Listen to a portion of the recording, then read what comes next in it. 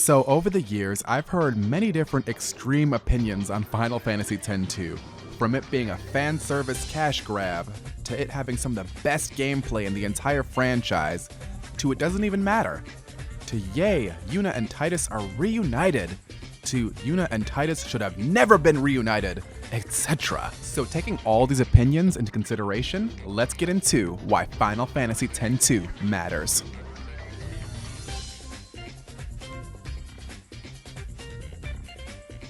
So I want to start this off by saying we finally get to see the people of Spira and the lives they're all meant to live when they're not constantly worrying about sin. Some of these developments are kind of silly, but isn't that the whole point? Everyone can finally let their hair down from years and years of fighting for their lives. With that said, some of these moments do give these characters a lot of growth and closure. Let's start with Lulu and Waka. Lulu actually moves on from Chapu's death and settles down with Waka, and they even have a baby together, which if you played 10 is huge. Lulu was a character that lost so much. Strange. I thought it would be sadder somehow. Maybe I've gotten used to farewells. You're stronger now. Waka, I hope you're right. So for her to start as the team's stern group mom, to warm up and have her happy ending and become an actual mother and eventually go on to become the mayor of the people of Besaid is well deserved. Waka, on the other hand, chooses the name Vadina for their child, which is the Albed word for future. And given Waka was a racist in 10 and hated the Albed, this really shows him growing as a character. Oh, you haven't changed a bit, Tubby. Whoa, cut it out, yeah? He also gets to see his brother Chapu one more time in a sphere, which is a very touching moment. Hey, Waka, remember that time? Nah, you probably forgot. Something I told you back when we were kids, yeah? There's a sphere on the island, I said, showing Mom and Dad. I lied. Truth is, there's no such sphere. I'm sorry. Back then, you'd lecture me no matter what I did. Someone has to keep you in line, yeah? I guess I was kinda bitter. That's why I made up that story about the sphere. If you got time to take pictures, you got time to pray. Especially since you're joining the Crusaders. Enough with the preaching. Someone has to keep you in line with our parents not around. Knock it off with the surrogate parent thing and give us both a break. I just need you to be my brother.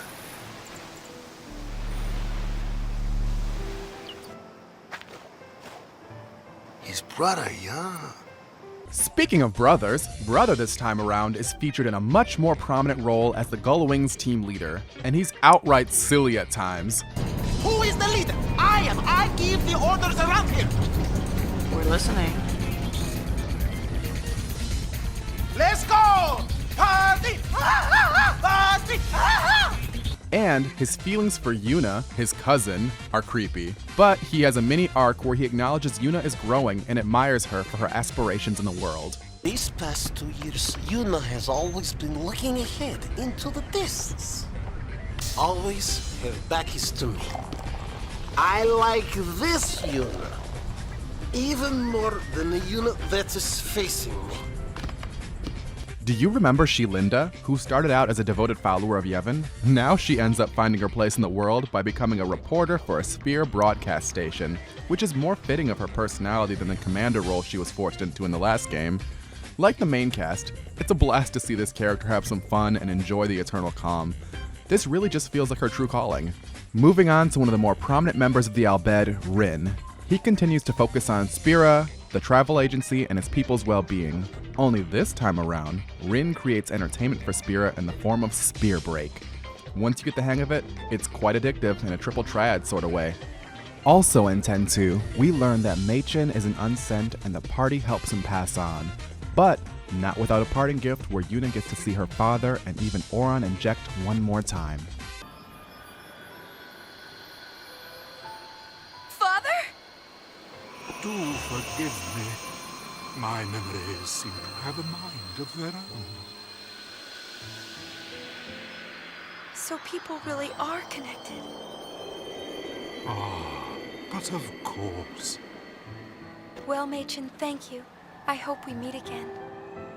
But what have the summoners been up to during the Eternal Calm? Isaru retires as a summoner and makes Xanarkand a tourist attraction, which deeply upsets Yuna for obvious reasons. And while he didn't mean any ill intention by it, it shows he really wants to make Spira a better place, and him and his brothers are trying to find their place in the world now. As for Donna and Bartello, the two help restore Kilika into a fun and bustling town, which is nice given we didn't get a chance to get a good look at the place in the first game due to Sin's attack. The two seem to have advanced their relationship since retiring from the pilgrimage. Only problem is, they find themselves on the opposite sides of a political conflict, and they, like the rest of Spira, have to learn to overcome their differences in a way befitting of them.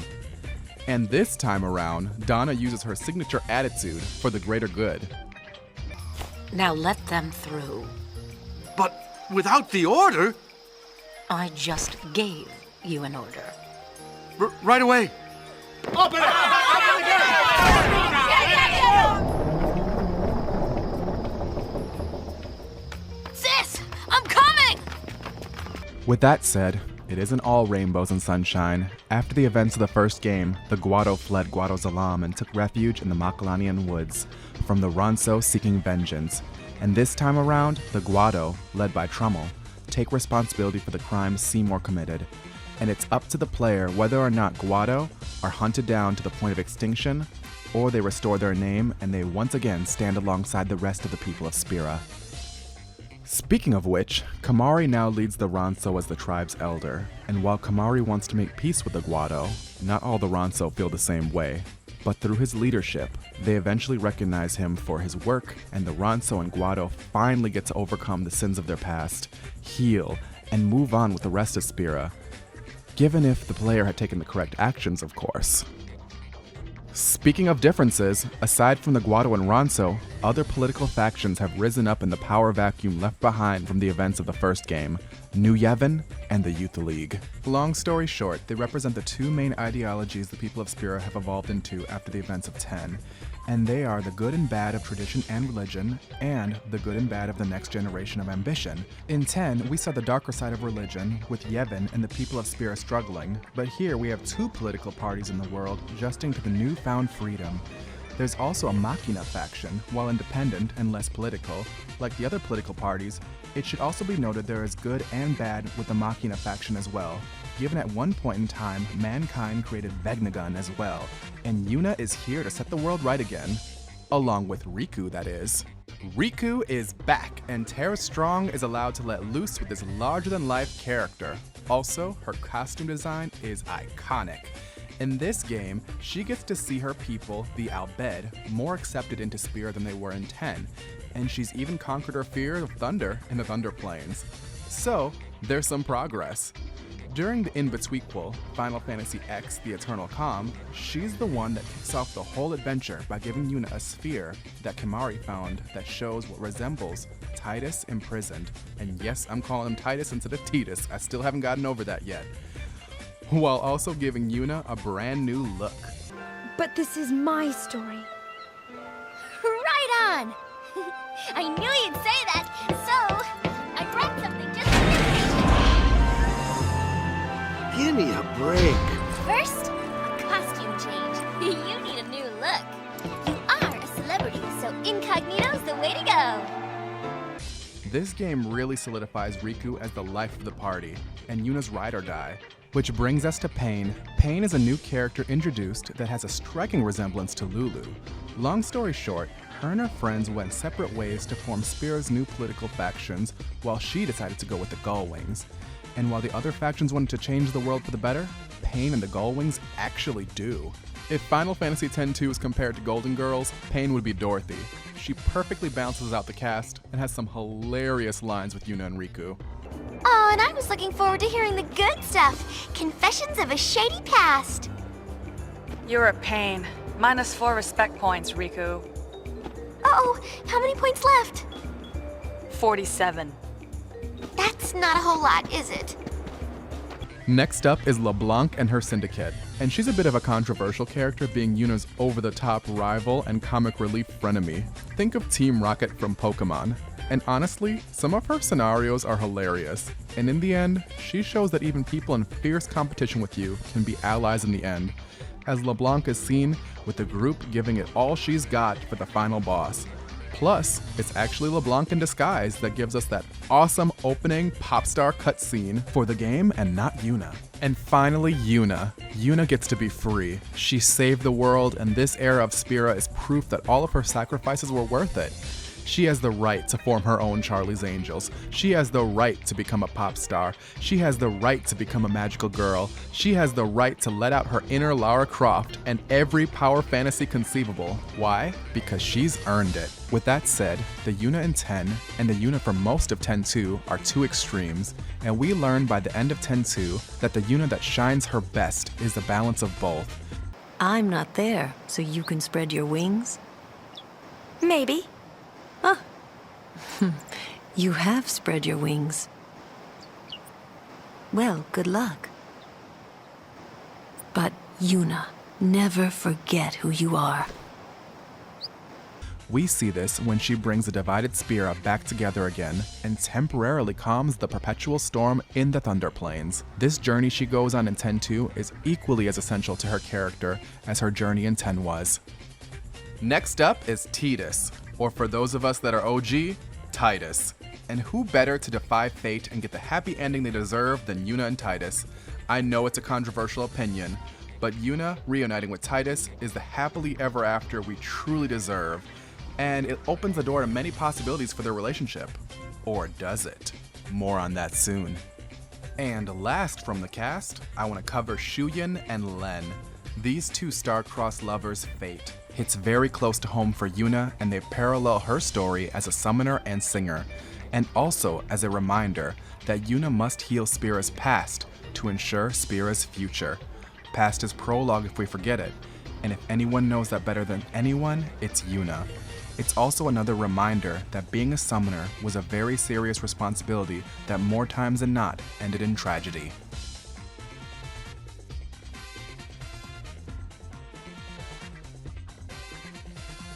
In Final Fantasy VII, we had the Materia system. In Final Fantasy VIII, we had the Junction system. In Final Fantasy IX, we had different classes. In Final Fantasy X, we had the Sphere Grid. But what makes Final Fantasy X-2 special is one of the best fast-paced fluid battle systems to date. Battles have a combo system paired alongside with being able to switch classes on the fly with the Dress Sphere system. Even to this day, 10-2 takes the best aspects of both new and old Final Fantasy turn-based combat while also adding some fun party banter as icing on the cake, which even most of Final Fantasy X-2's critics can't deny. The combat system is one of the highlights of the game. And while there are only 3 party members, there are 19 dress spheres to cycle through, keeping things interesting and something there for everyone.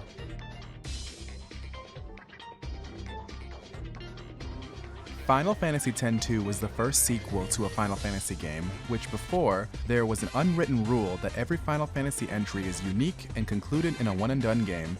X-2 opened the doors for many games like Final Fantasy IV The After Years, Final Fantasy XII Revenant Wings, Final Fantasy XIII's trilogy, Final Fantasy Tactics follow-up, and all the many contributions to Final Fantasy VII. And to think, it all started with Final Fantasy X-2.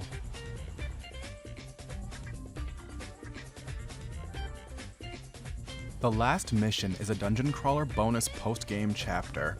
It reunites Yuna, Riku, and Pain. We get glimpses of Yuna and Tidus settling down, Riku struggling with how much she misses Yuna, and Pain really opening up about how much Yuna and Riku mean to her.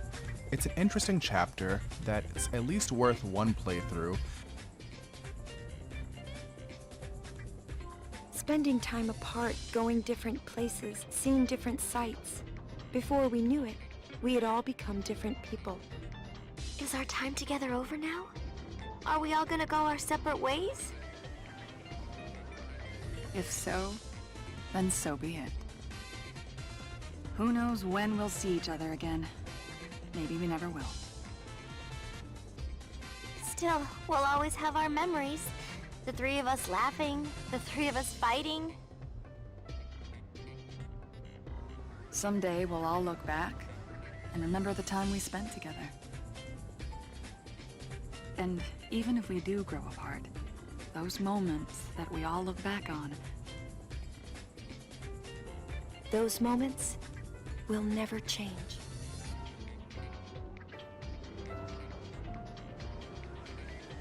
In time of recording, the last time we really get to see these three together. That is, until...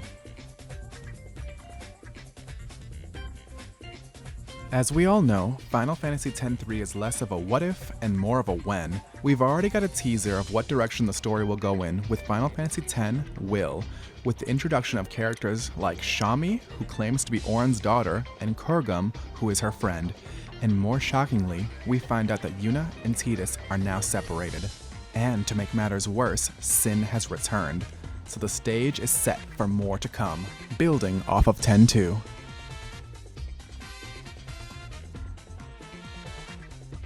A lot of people say there's a tonal whiplash between 10 and 10-2. 10 is death and mourning.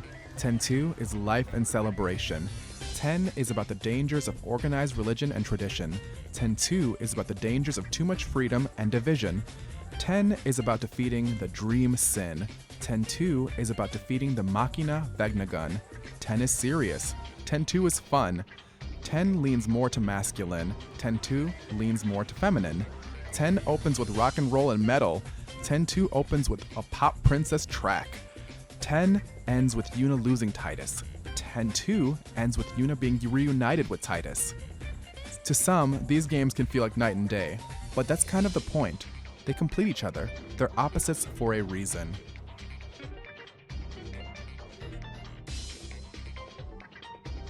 In conclusion, I really hope this video helped showcase why Final Fantasy X-2 was, and still is significant through Yuna's journey, the world of Spira, from a gameplay perspective, one of the last of its kind before the franchise evolved, and as a foundational piece that changed the franchise.